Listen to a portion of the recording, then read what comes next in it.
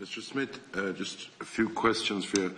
In the procurement process, and I would be familiar with procurement in other areas, am I correct in saying that basically you fill a lot of the document and you put in your tender bid, and in that you have to show your capacity that you can do something, you have to show your staff numbers, you have to show work that you have done, and you also have to have pricing in. Would that be, when that was put out basically to tender, would that, when AIR were in it, and when ENET, and when the ESB were in it, would those figures be in before any of these contacts were made, in your opinion?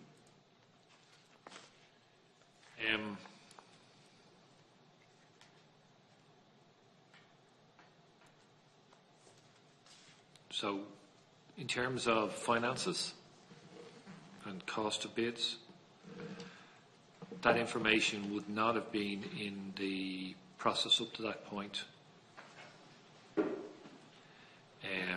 Just in terms of procurement process in general, you have a selection process, and in a selection process I'm basically trying to decide whether you have the capacity to do what I want to do. And I will have questions in my process which determine whether you have a capacity to do something. You then move into an award process where I'm looking at methodology and how will you do something. And I'm using that to decide. So if you take selection, it's a pass-fail question.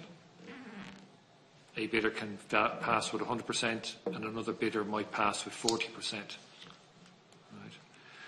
But when you come down to the award questions, you're actually looking at how are you proposing to do this when I actually sit down and test that methodology, that approach.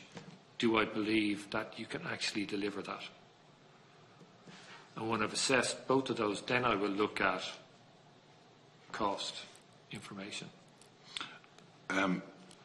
And are you saying to me then that when there's the likes of AIR or CSIRO hadn't even got to the, say, the monetary cost when they pulled out of the process?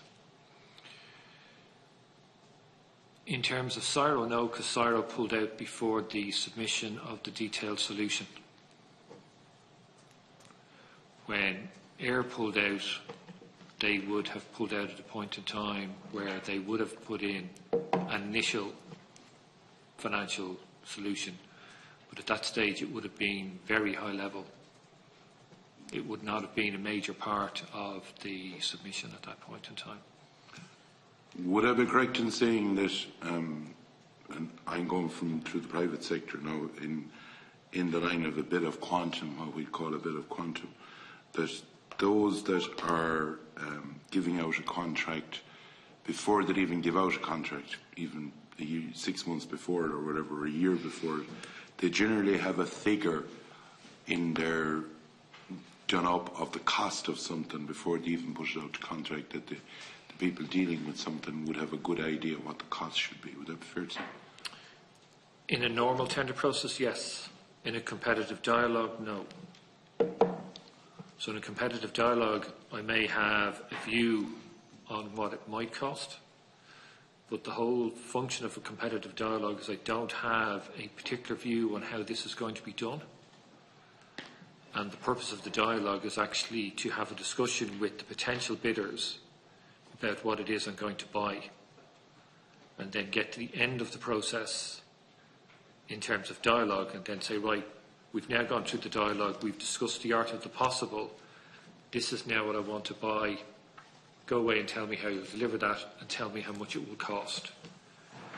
This dialogue process was slightly different because the tenderers all have different start points. So their approach to doing something was never going to be the same. You're not trying to get to a single model that all bidders are going to bid against, because the only way they could do that is if all bidders were identical. So what you're trying to get to a stage is where all of the bidders are putting forward their best proposal against a set of criteria that has been set out at the very beginning of, you must meet this. And that you must meet has never been changed. Everybody is then bidding against that thing. But because of the dialogue, you're not starting off with, I know exactly what I want to buy, and therefore I can do a cost model. You're doing it on the basis of, I have an idea of what I think the outcome looks like, but in terms of actually how this is done and how this is delivered, I don't have that view of the world. Well, the purpose of the dialogue is to get that view of the world. Would the end product for everybody that was tendering for it not be fibre to the home for the 540,000 homes that the department would be, that would be the end game that the department would be looking for? Are you telling me that it's like a DBO, design, build and operate scenario, and that whoever designs and builds it and is going to operate it, whichever way they do it or looks the most effective, is that's a big part of the process? It is, but it's not. So come back to fibre to the home, right? So you're assuming that that's an outcome. The outcome that's been specified is the delivery of broadband at a particular speed.